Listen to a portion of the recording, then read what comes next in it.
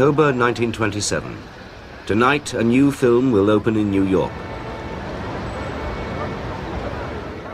A special audience has been invited to come and see it and experience a dramatic innovation that the producers hope will change the whole future of the cinema. The jazz singer starts without synchronized sound. The audience follows what the actors are saying from caption cards.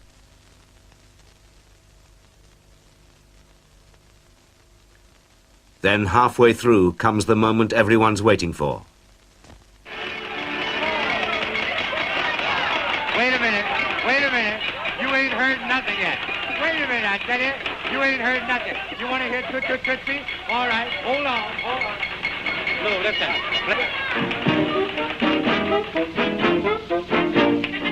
Toot Toot Tootsie, goodbye.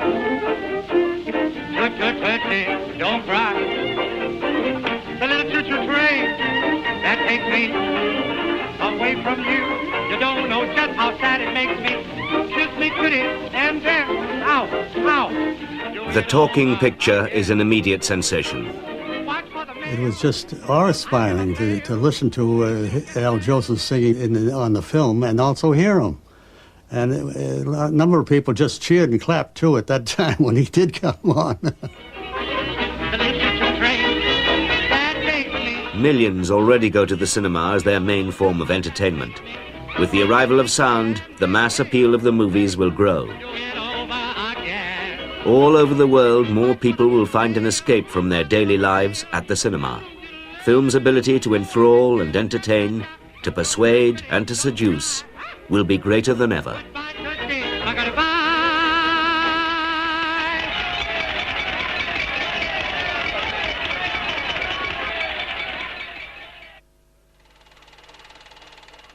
The first time people had paid to see pictures move was in Paris, just over 30 years before. At first, they found it marvel enough to watch everyday domestic scenes.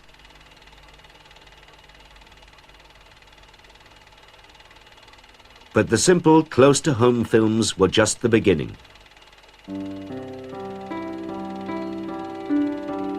Audiences were at the start of an extraordinary journey. In the new century, the system of lights and lenses that started as a curiosity was to transport millions into a different world of the imagination. Films had their earliest impact in poor city neighborhoods because they were cheap to watch. At first, they were included between the acts at variety theaters. But soon the new movies became substitutes for what could still be seen live at a higher price. A new audience could afford to watch daring young women take risks on the trapeze.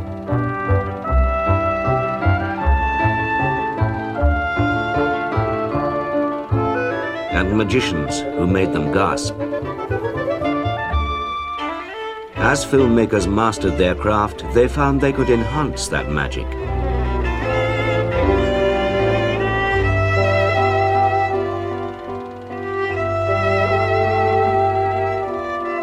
By 1910, there were over 10,000 Nickelodeons across the United States and Europe.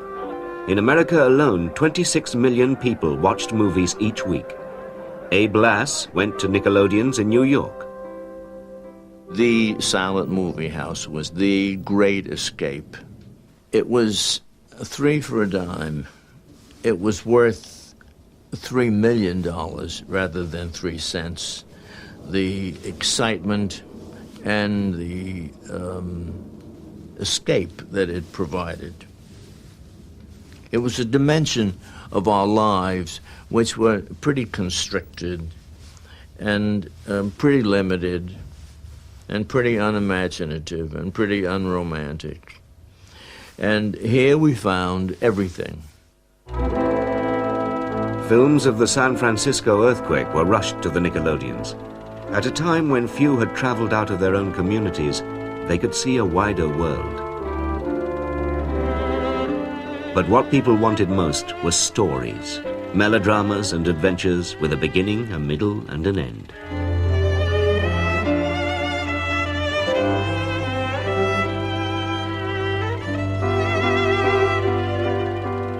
Caption cards were a problem for slow readers or those who couldn't read at all.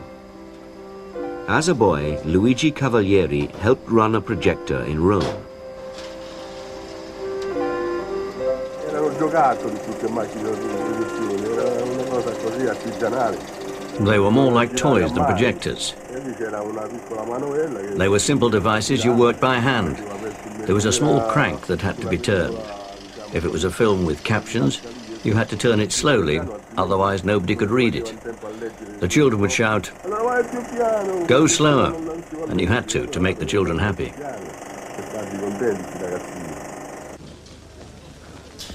Silent films were international.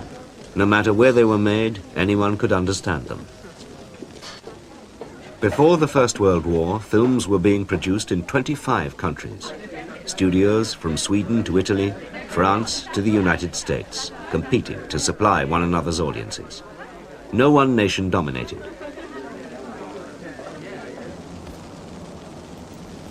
Filmmaking spread to India, as well as China and Japan. Based on a Hindu myth, the first Indian film was completed in Bombay in 1913.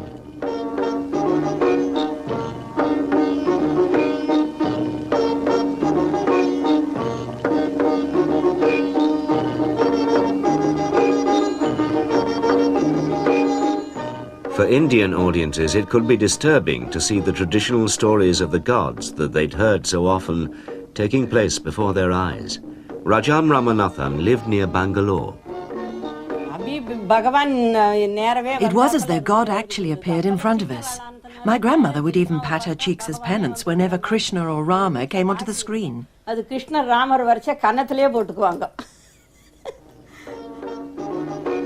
We were fascinated by the cinema. It was amazing to see pictures dancing on the screen. It was our biggest excitement.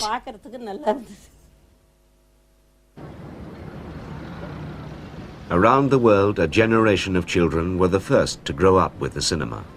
Elizabeth Finn was a regular at her local picture house in West London. The cinema was really an extension of our reading. It was stories. And it was great excitement. The biggest threat was if you don't behave yourself, you won't be allowed to go to the pictures on Saturday.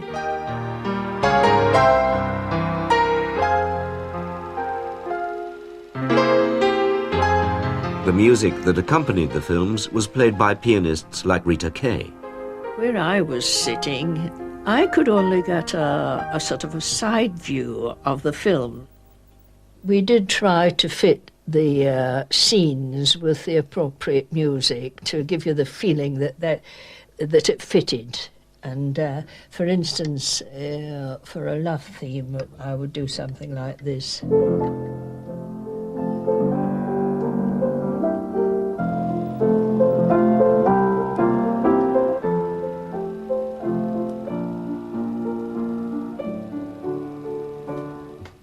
Now, the next thing I think would be for a villain.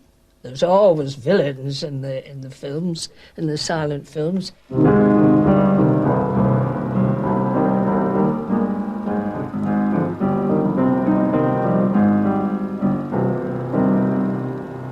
The short comedy films, we usually did something a bit jazzy, just to give you that little lift. Here goes.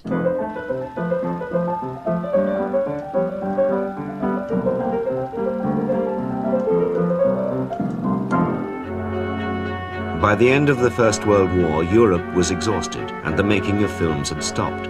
With so much to rebuild, films were a low priority. But in America, in the ideal climate of California, a powerful new force had been born in Hollywood.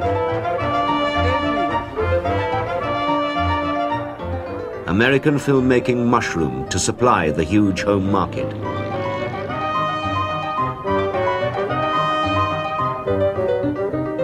New studios were built, and directors like D.W. Griffith made ever more expensive and spectacular films.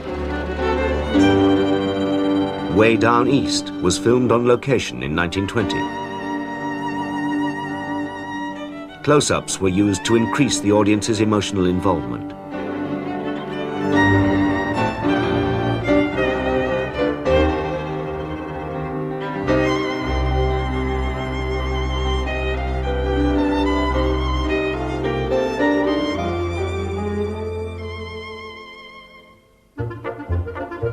In the 1920s, the making of celluloid dreams was industrialized. Hollywood exported more and more of its pictures, and with them went American values and the American dream. Comedies like The Gold Rush, with their visual humor, could be appreciated everywhere.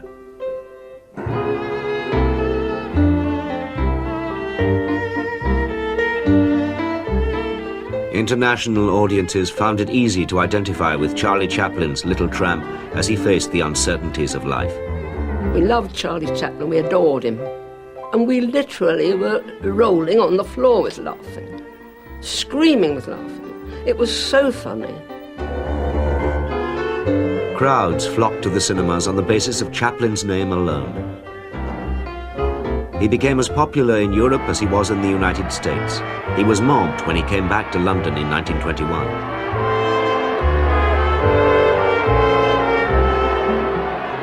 Oh, he was a great star then. Everybody said that as he was a British, so he was born in England, he should have been made a knight. And my mother said, I'd make him king. That year, Chaplin earned $1.5 million. This was a new sort of fame. He said, I am known in parts of the world that have never heard of Jesus Christ.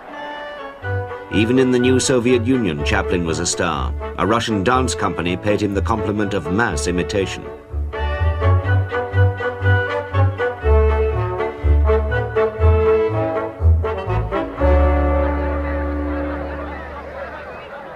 And Hollywood's capacity to create stars was proof of the movie's new power. The studios used publicity in new ways to promote the actors they'd invested in. Millions of people were encouraged to follow the carefully orchestrated lives of a small group of actors and actresses.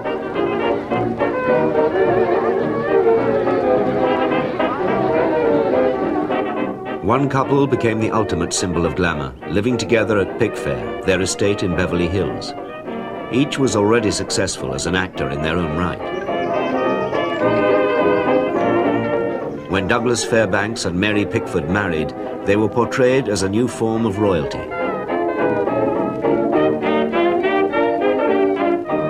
Their lifestyle was beyond the aspirations of most of the audience. Lisetta Salis was in Rome.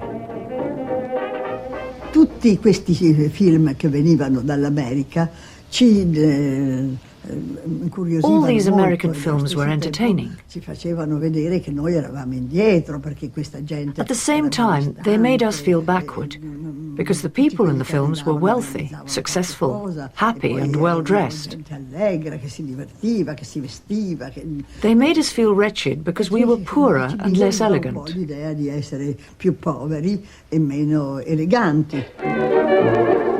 But from the stars, people learned how to behave, how to smoke a cigarette.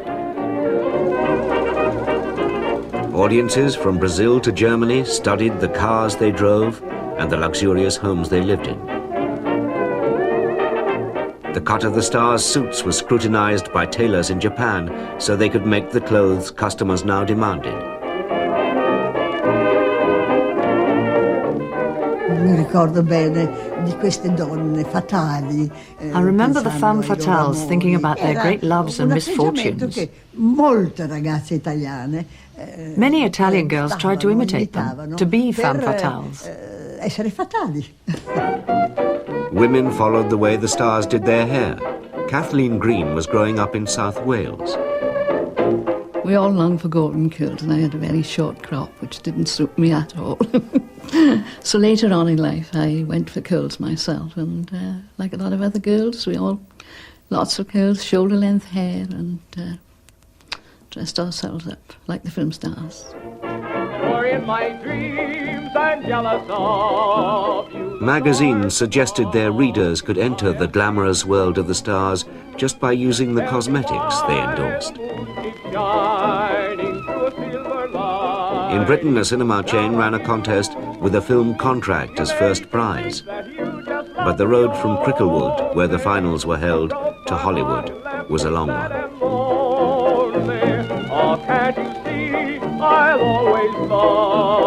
The winners did not find fame, but for a moment they could dream it was possible to appear opposite their idols. I'm the king of Araby. your love belongs to me. At night. By the mid-1920s, Rudolph Valentino had emerged as the screen's greatest lover.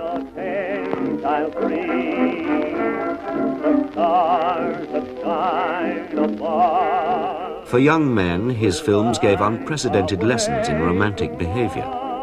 George Williams learnt about seduction at his local cinema in East London. What I did watch was the kissing technique of the hero with his girlfriend. I thought myself I would pick up a few tips from this of this sort of technique for later on, for the time when I got fed up with football. And this might come in handy at a later date.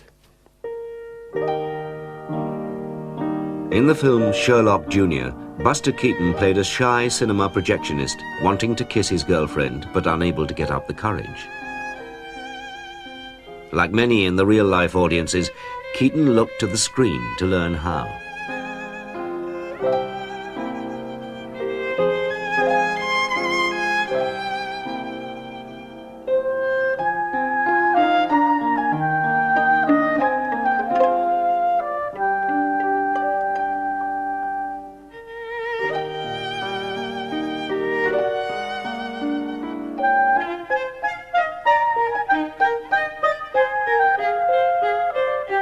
Inside the cinemas, audiences were able to behave as they couldn't elsewhere. Franco Ricci was in Italy. We didn't have cars as they were very rare. It was risky to kiss someone in public because you could be fined or even arrested for a simple kiss in the street. So our refuge was the cinema. E allora il rifugio nostro è il cinema.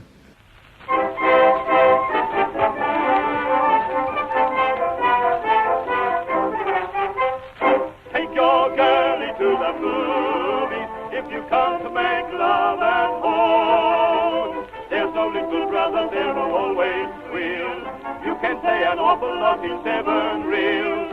Take your lessons at the movies and have love scenes of your own. When the picture's over and it's time to leave, don't forget to brush the powder off your sleeve.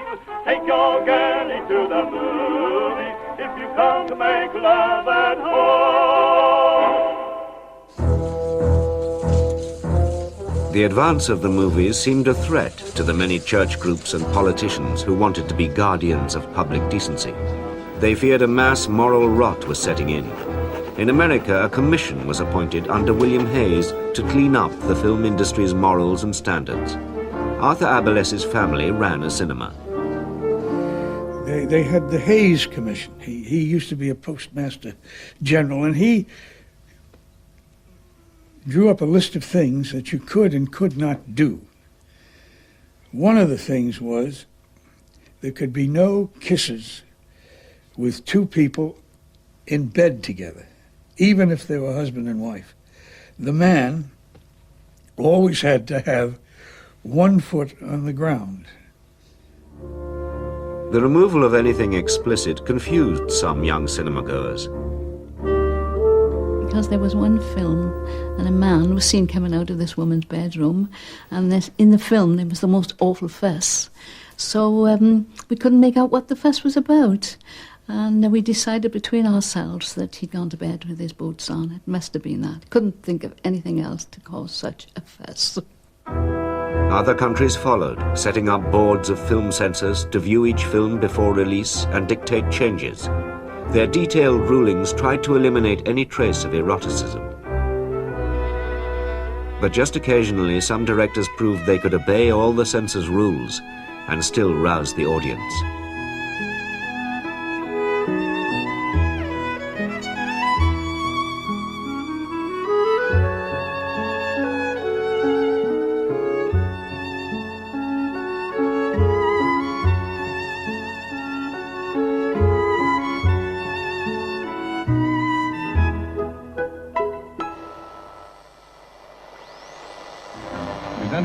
With the spread of radio in America in the late 1920s, people had a new alternative to the movies, and it was free.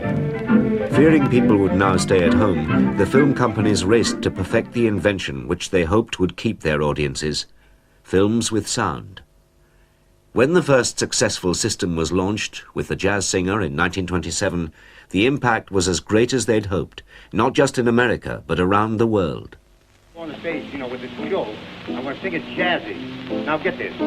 Blue sky, smiling at me, nothing but little blue sky, do I see, do.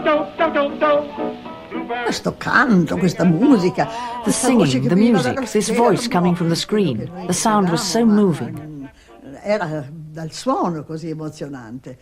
We kept saying to each other, let's watch it again, let's watch it again. E restiamo ancora una volta. We watched the film 2 more times. Siamo stati a rivedere questo film. You like that, Mama? I'm glad of it. I'd rather please you than anybody I know of. Oh, darling. The days of one international screen language were over. And even in Britain, people who thought they shared the same language were surprised. Oh, I'm going to steal something. We'd not heard American accents. We couldn't understand them at first. After a while we got used to it. And then we all said, oh yeah, and says you, and you ain't heard nothing yet. We were all doing this sort of thing. We got used to it. But it was as strange to us at the beginning as a foreign language. Rita Kay in Scotland became a casualty of progress.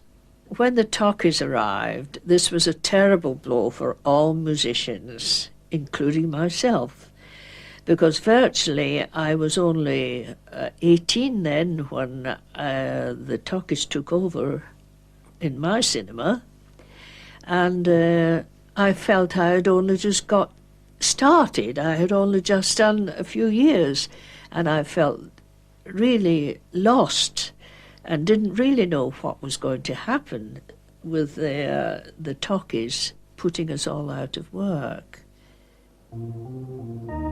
But there were other jobs to be had in the lavish new cinemas that were now being built. John Anderson worked in Boston.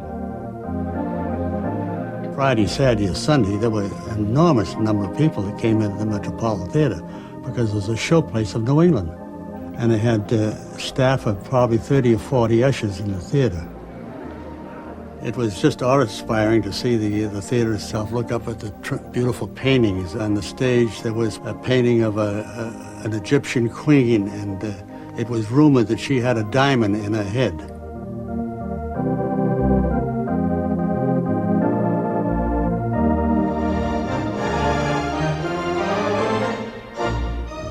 Films were more popular than ever. In Britain, the distributors also encouraged the construction of new, larger cinemas equipped for sound. By 1930, 25 million Britons were going to the cinema each week. Britain's super cinema is the Gaumont State at Kilburn, built to provide millions of Londoners and visitors from all over the world with the last word in luxurious entertainment. Inside the main entrance hall is the first wonder, a magnificent candelabra, a replica of the electrical fitting in the ballroom at Buckingham Palace. At the grandest picture palaces, audiences entered a fantasy world even before the film began. Many walked on carpet for the first time. The new cinemas were the most advanced buildings of their age. They took a respectable place in the center of every city and town.